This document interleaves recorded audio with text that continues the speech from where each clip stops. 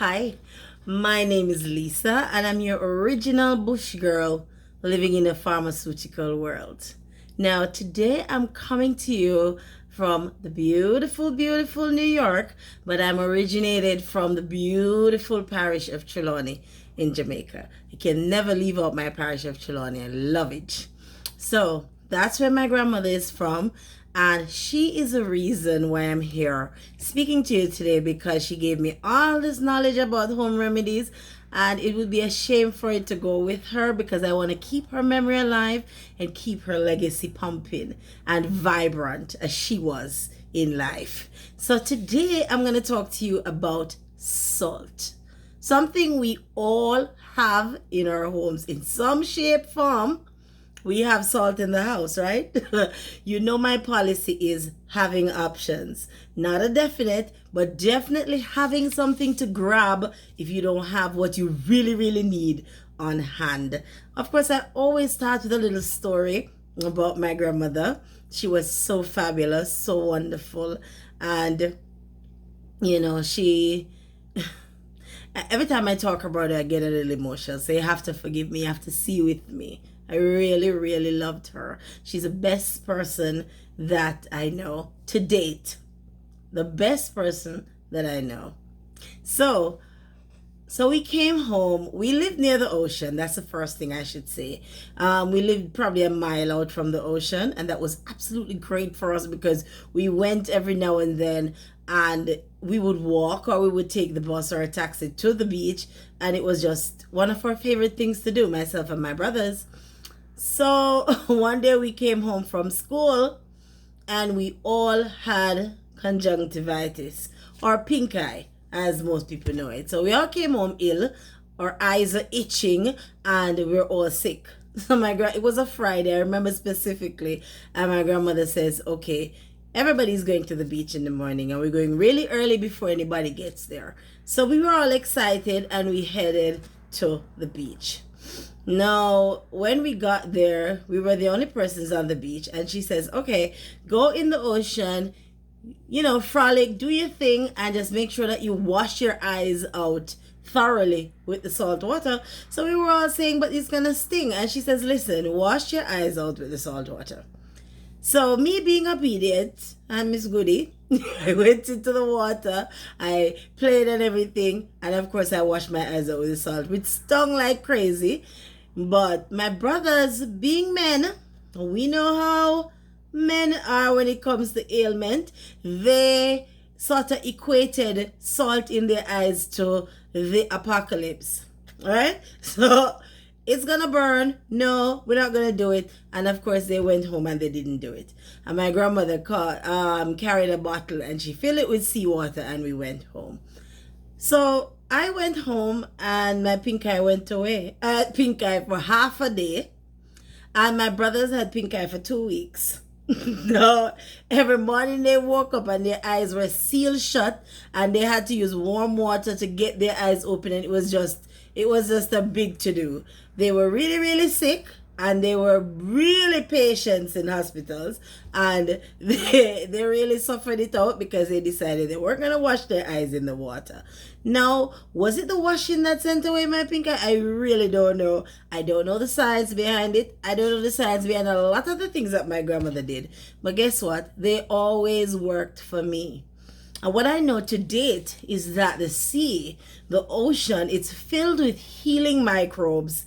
It's very, very good for your skin, actually, apart from the drying aspect. If you're in the water too long, it protects the barrier of your skin, and it allows for healing. So if you have scratches or little abrasions, you go into the ocean and normally you come out and they've either started healing, or by the next day you will realize they're all healed up.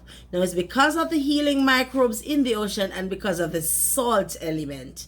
Right? Now, if I were to really be honest, I would tell you my grandmother used too much salt in her cooking. She really throw down with the salt, right? Sometimes it really brought up the flavor and sometimes it made the food salty. And if you know my grandmother, you can't be talking to her about her food. You better just eat the food, all right? And just eat it and be quiet, right? Because my grandmother is not gonna have you describing or criticizing her food. She's just not gonna have it, all right?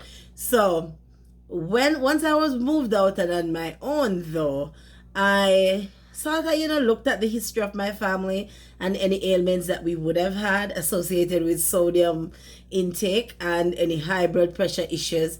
And I really took that decision to stop using salt or really minimize the use of salt in my diet. That had good effects and it also had negative effects because in terms of my iodine consumption, I was not up to par. So today we're going to look at salt and all the things that are great about salt. Regular sodium chloride that's in your home, that table salt, iodized salt, ready, and I'm sure in most homes, if you're not using it for cooking and for bringing up flavor, there are 100 uses for salt. Can't be done in one episode, I'm telling you. But guess what? I'm certainly going to try to put as much as I can in this episode. So guess what? The first thing, liquor lovers like myself, you must have gin in the house, all right? No, in terms of gin, I'm not all for the taste, but I normally have like a cue. I have a small bottle of gin that anybody who has a stomach ache, stomach cramps, nausea, anything to that effect, you make sure you do a shot of gin and a half teaspoon of salt. And with that, you mix the crystals, you make sure the crystals are dissolved, and you do one shot. Now remember, it's one and done. We're not doing any sipping, all right? It's one shot and done, and it normally works wonders. So that's the gin and salt. Now we're going to our lime and salt. Same effect. You squeeze a whole lime into a little cup. You make sure you had your half teaspoon of salt. We're not going more than a half teaspoon.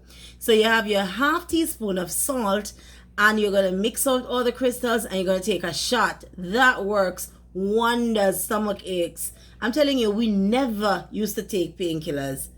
My grandmother would just know what to grab for headache, what to grab for stomach ache, what to grab, whatever ache you had, she knew what to grab, all right? We hardly ever took any pain meds and we hardly was ever in any pain. So we're looking at the gin and salt, the lemon salt. Now I'm going to tell you one, the lemon with salt. Now if you have any dark spots on your skin, especially ladies, you know, that little rough area at the end of your elbow, and you're going to cut the lemon in two and sprinkle the salt on the surface of the lemon, and you're going to use it to rub that area. If it is your elbow, you can just dunk it into the lemon, and that gets rid of that dark skin, any discoloration in your skin. The lemon and salt, it works wonders. So again, now we're looking at salt mixed with other components. So let's go as basic as we can go. Salt and water. No, that's one of the best remedies for a lot of things. Have you ever been to the dentist? Now on your way home, they let you know. Make sure when you go home, you're going to mix that warm salt water and you're going to gargle or you're going to rinse or you're going to soak, because that does a lot of healing. It heals any little cuts, abrasions. It gets rid of any bacteria that would have lingered after the procedure. And it really promotes good hygiene. So what you want to do is, for the warm salt water, you're using it to rinse, you're using it to soak, and you're using it to gargle. So we're going to move on to sore throats now. Now you see all the things with salt? We're not done yet, you know. So we're moving to sore throats. And with sore throats, you can do the warm salt water, and you can also add a spoonful of vinegar. You don't want too much vinegar because you don't want it to make it too harsh for your throat.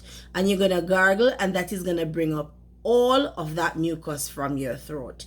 Now, you know that we're not just talking about table salt. There's Epsom salt, there's Himalayan pink salt, which I'm told is the healthiest, but I've never tried it.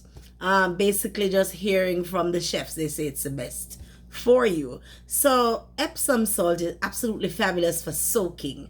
It's fabulous for, you can actually gargle with Epsom salt, but you don't want to get any down your throat. So I'm not even recommending the gargle of that. But you can soak your feet, and it gets rid of the tired feet. It gets rid of any fungus. It gets rid of any hard skin that is on your foot. And that is your Epsom salt and your warm water. Now, what else we can do with salt? Guess what? We're going to look at salt and water in terms of the vapors, right? So you're going to make sure you have that water hot and bubbling, and you're going to add a little salt to it. And just the vapors. Now, you can add a little eucalyptus if you want to, but you don't have to. Just the salt and water releases your sinus, clears your sinuses, and it also can be used for healing. So if you've had a surgery, us females, you've had a surgery, you have any sort of abrasions, any cuts, any tears, if you're having a baby, any cuts, any tears, the steam from salt water. Now, we're not talking about burning up yourself in a mild steam from the salt water really helps with healing. Now, salt has a lot of antibacterial properties. Now, which is why it is used for preserving. Use it to pickle meat and pickle fish, because it absorbs all of the moisture. And you and I know how well bacteria thrives in moisture. So it absorbs all the moisture from the area, killing certain bacteria. And for that, it is used as an antibacterial. Now, it's not great for all bacteria elements, because there are some things that are immune to salt. That salt does absolutely nothing for them. But it really helps. And also it really helps when you're doing the salt water in your mouth. Any little minor bacteria, that will get rid of it. Now, I'm sure you know that saline that they use in the hospital for drips, to hydrate you, to clean any wounds of such. Do you know what is saline? It is salt and water. Salt and water. And you can actually do your own saline solution at home.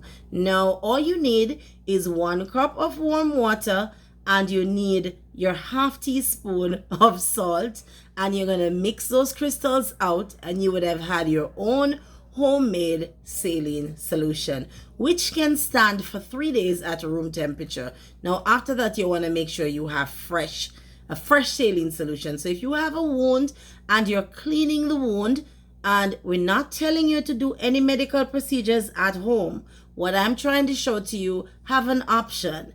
Right now, a lot of the times the medical facilities are closed. The pharmacies are closed by certain hours. So what it is that we're going to do is that we're going to make sure that we have options, right? We have options, and we will actually utilize them. So one of the very good options is that you clean your wound. Even if you're going in the hospital, you make sure you clean it with a little salt and water before you actually. Okay? So, iodine, very, very, very important. Now, the salt that we used is, you notice it says iodized salt. That is because they've mixed the iodine component into the table salt. Now, iodine is great for your body. We actually need it, and there are a lot of people who are iodine deficient. Now, table salt is really a very quick way of introducing iodine to your body and making sure that your body remains at a healthy level with your iodine content. Now, if you are deficient in iodine, that is going to affect your thyroid gland. You could have enlarged thyroid gland, or you could have hypothyroidism, which affects your hormones, also affects how you gain weight, how your body deals with weight, because your body is not gonna emit the types of hormones that are required if your thyroid gland is not up to par. And for that, you need your iodine. Now, if you're having blood pressure problems and you know you're not gonna take the table salt, there's always you can get iodine from fish, eggs, yogurt. Now, those are great sources of iodine as well. However, you have people who have allergies. So as always, I'm always promoting an option. always an option. So you make sure that you always know that one thing to grab, and these things that are in your house, you make sure that you know all that they can do for you. Now, are they the end all be all? Absolutely not. But you want to know what you can do, what you can do for yourself. You want to be that personal MacGyver. You used to watch that show? You want to be that personal MacGyver and be able to grab anything. Now, before I go, I just have to talk about what the ocean does for me. Now, apart from it being just great, just being in that water, feeling that sun on your body, you can actually just be looking at the ocean and it relieves your stress. Well, for me, it relieves my stress level. And with all that is happening now, I'm telling you, stress alone will make you so ill you think you have 10 other different. You ever hear them say, stress take you think of what? Trust me. You would be thinking you have cancer and all sort of terminal disease because you are stressed out. We have to find that one thing that relieves our stress and give us that balance. And for me, it is absolutely the ocean. My favorite place in New York is by City Island, where I go sometimes to have fish and stuff. It reminds me of Port Royal. So whenever I'm a little homesick, I go there and I have a little fish or shrimp or something, and I just sit and watch those waves. Not any beach that you can jump in and have a swim, but just to look and see and sit and watch those waves. Now, as always, I have to tell you, my lovies, I am not a doctor. I don't have any medical training. I cannot dispense any medical advice. What I'm doing is sharing what my absolutely beautiful Susan shared with me, and something that I think may be able to help you and to open your mind to all the options and all the things that you have in your home that are readily available. You can grab them and do whatever you need to make you more healthy and more wholesome. With that, I say, in the words of Susan, walk good, lovies.